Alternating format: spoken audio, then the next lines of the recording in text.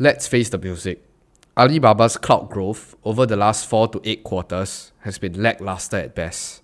So I've managed to dig up some info and to paint a story or picture on why I think that has been the case, and maybe possibly some projections moving forward as well. Sit tight, strap in, and of course, smash that cute little like button. So this Seeking Alpha article was posted some time back at the end of March of 2023. Some information might be slightly dated, but I believe the overall picture and trajectory of Alibaba Cloud is largely still applicable today. As Paulo argued, Alibaba stands to lose its cloud leadership in China.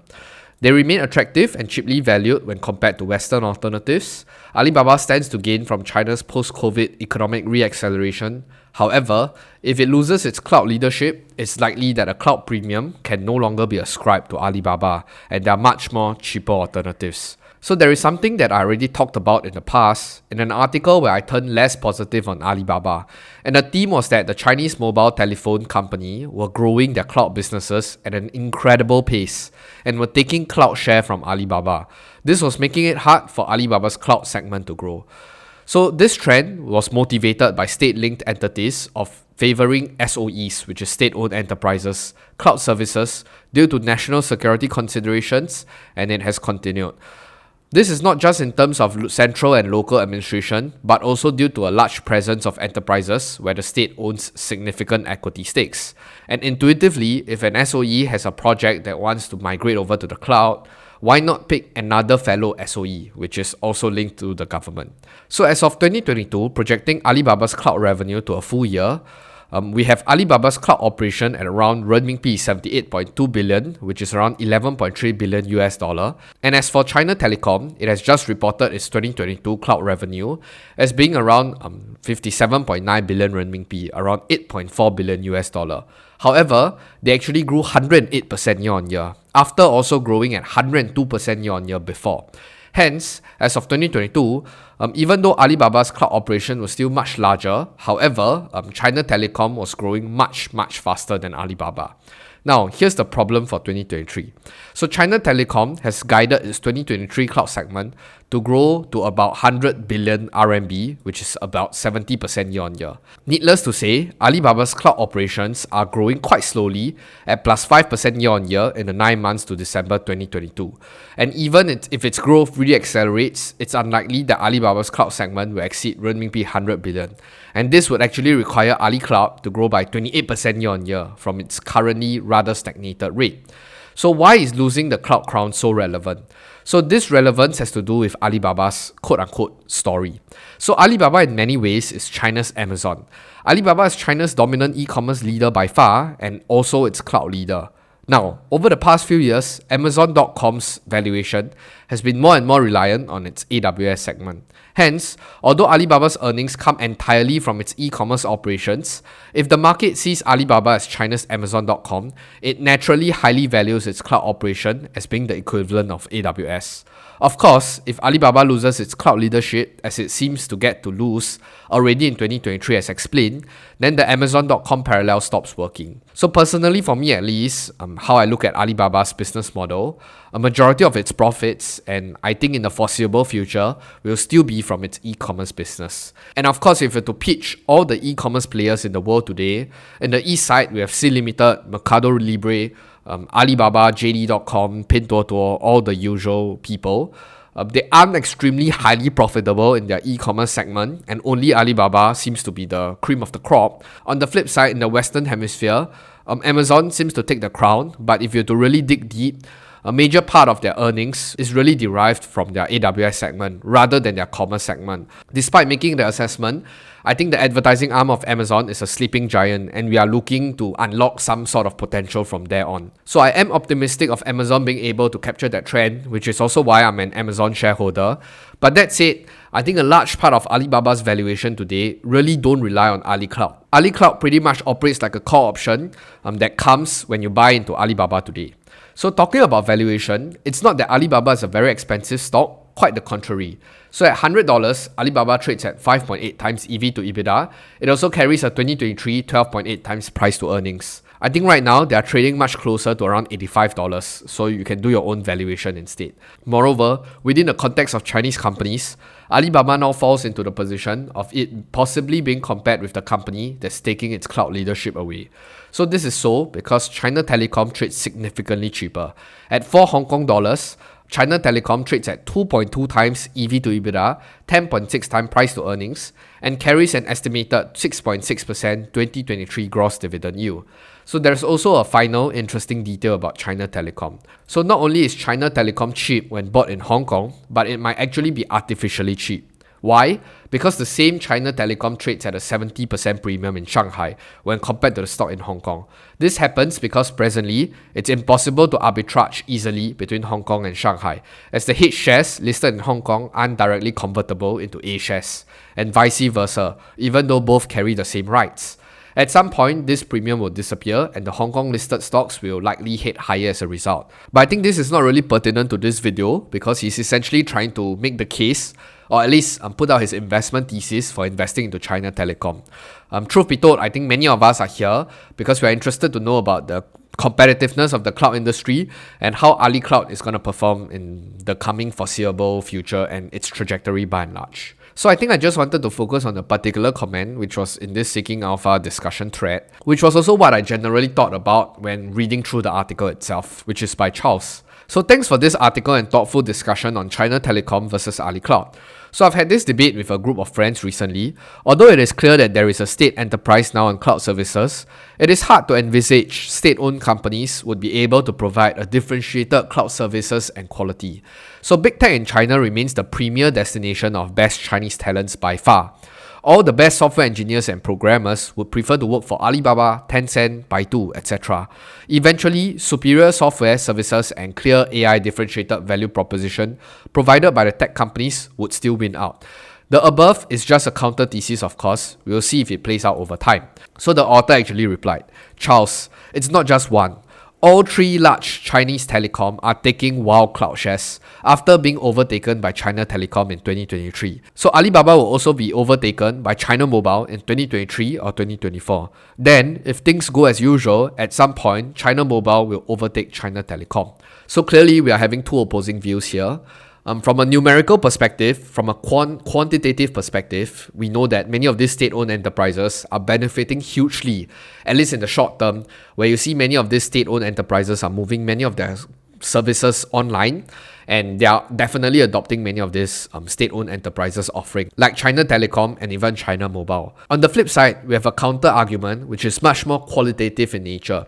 We are essentially saying that, hey, many of these top tech talents definitely congregate to many of these private internet sectors. First, clearly because of the compensation package. And secondly, I think it's really much more in terms of the intangible benefits, in terms of the freedom to research, freedom to execute, and clearly the culture between private enterprises and state-owned enterprises are of vastly different magnitude. But before I continue with many of these quality discussions, I think I just wanted to have a quick plug here. Seeking Alpha has been a trusted partner for some time. I actually do head over to watch many of these discussions purely from a bull-bear perspective and let people argue it out. So right now, if you sign up with my link below, you can start your 7-day free trial, and there's a special offer where you get a $50 coupon for their annual subscription package. I think from a usual price of $239, it's currently $189 per year.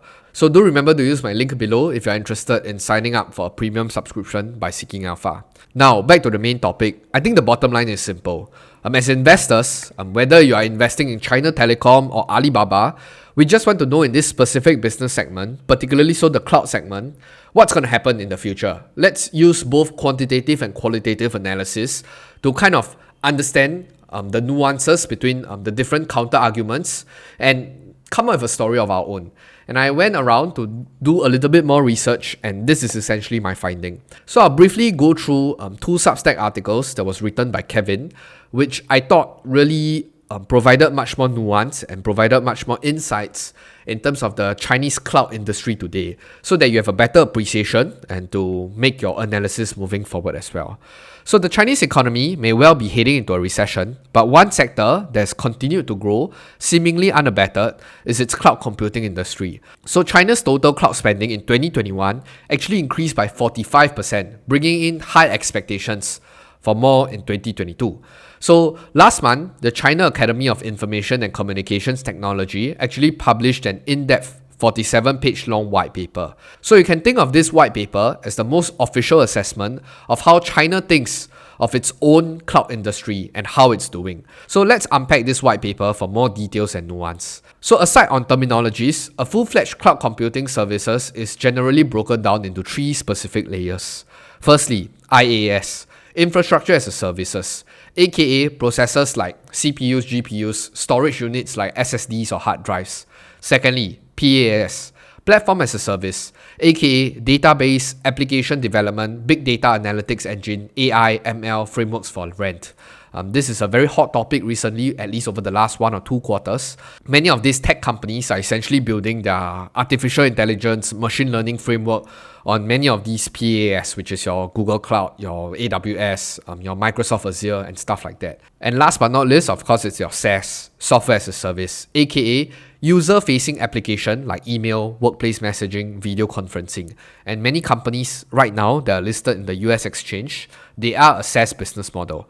So in Gartner's global projection, while all three layers of the cloud are steadily growing, SaaS makes up a large proportion, while infrastructure and platform as a service almost equally split amongst the rest of the market. So this picture is actually starkly different in China. I repeat, this picture is starkly different in China. So based on CICT, oh my god, it's so long. So based on CAICT's own data, infrastructure as a service in blue makes up almost 3/4 of China's entire cloud and is growing rapidly. So SaaS in yellow, on the other hand, is the second largest, but is markedly smaller with a much lower growth rates compared to infrastructure as a service. And platform as a service, which architecturally sits between IaaS and SaaS, is the smallest of the three buckets.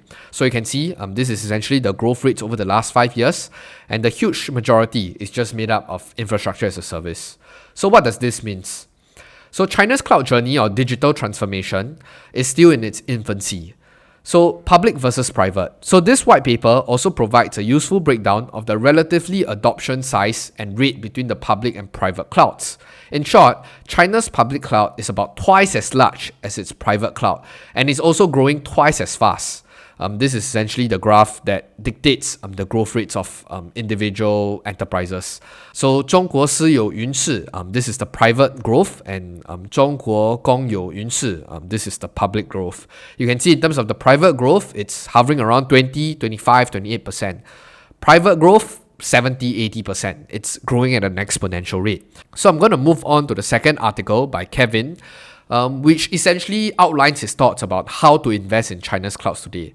Do note that both articles was published quite some time ago, back in 2022, but I think many of these nuance and really understanding of the pragmatic environment of China today is important in terms of making your investment decision. So the one sentence answer to the rather broad, complex question of how is China's cloud industry doing is, China's cloud transformation is still in its infancy and starting to permeate industries beyond the internet tech sector. So with this observation in mind as an investor, I could not help but to think how to place bets on the Chinese cloud sector. So as news like the US government banning Nvidia from selling its cloud data center chips to China continues to complicate the future, how should one invest in the walled garden that is the China's cloud? So let's talk about the gross margins between the three layers of the cloud offerings. So in terms of gross margin, SaaS has the highest margin, more than 80%. Platform as a service has the second highest, between 50 to 70%. And infrastructure as a service is the lowest, between 30 to 50%. So these gross margin differences also reflect the relative value add that these three layers offers to their users. So I think this is a rehash in terms of the growth rates. So you can see in terms of the blue one, it's infrastructure of a service. Grey one, it's platform as a service. And yellow one is software as a service. And you can see that in terms of growth rates, it's particularly favorable for a set of companies that are focused on a particular set of offering, which is infrastructure as a service, which also explains, and if you triangulate your data point, many of your state-owned enterprises are basically playing in that playing field. When you draw contrast between Ali Cloud, Tencent Cloud, I think the emphasis is not really there. However, I think a counter argument to be made here is the biggest infrastructure as a service provider tend to become winners of tomorrow, even though they have to endure losing money on the low margin business today. That's because infrastructure as a service holds strategic importance, as the first step to a given large enterprise needs to take on their cloud transformation journey. So infrastructure as a service is basically the gateway drug of cloud. Once an enterprise chooses a particular cloud platform, it's much easier for the same cloud platform to sell higher margin in platform as a service and SaaS solutions later, dramatically increasing this enterprise's customers' lifetime value. By the same token, it is also difficult for an enterprise to migrate from one cloud to another once it is committed to a cloud's infrastructure as a service layer. Such lift and shift efforts happen rarely and are typically a multi-year decision followed by another multi-year migration process. And furthermore, even though Ali Cloud's current growth rate has hobbled to around 10% year-on-year, due largely to a slowing 2022 Chinese economy, its long-term growth and profitability potential remains intact as long as the cloud's computing's fundamental economics and business logic continue to hold true. And SOEs like telcos also tend to have a harder time attracting top-tier technical talent to build appealing platform and software as a service product, so the likelihood of these two telcos moving up the cloud value chain is low. So I think just to give you a summary, because there were a lot of data points being thrown around and you might be a little bit confused, I think on the bottom line, on a quantitative basis, many of these state-owned enterprises, whether it's your China Telecom or whatnot, they are poised to overtake many of these top tech companies, whether it's Ali Cloud, Tencent Cloud, in terms of both growth and in terms of numbers that they're bringing in. Top line revenue at least. And this was very much substantiated because of the overall Chinese cloud sector. There was a lot of migration in terms of state-owned enterprises employing infrastructure as a service. But we do know that these tend to be lower margin and it requires much lesser finesse, much lesser refinement in terms of attracting talent as well. On the flip side, we do know that many of these top tech companies, Baidu, Tencent, Alibaba, they are essentially the nexus of brilliance and they are attracting many of these top tech talents. Right now, probably because from an industry perspective, they're unable to garner a lot of this so-called lower tier growth. But at least from a qualitative perspective, if you do adopt a long-term approach, I think it's up to you to decide on whether you believe many of these top tech companies like Tencent Cloud and Ali Cloud, are they able to continue attracting many of these customers, and the lifetime value of these customers might be a lot more worthwhile compared to many of these state-owned enterprises. And I think just a point to note, which is my counter-argument to their counter-argument, talking about this gateway drug, where many of these companies right now are migrating over to many of these state-owned enterprises' cloud infrastructure.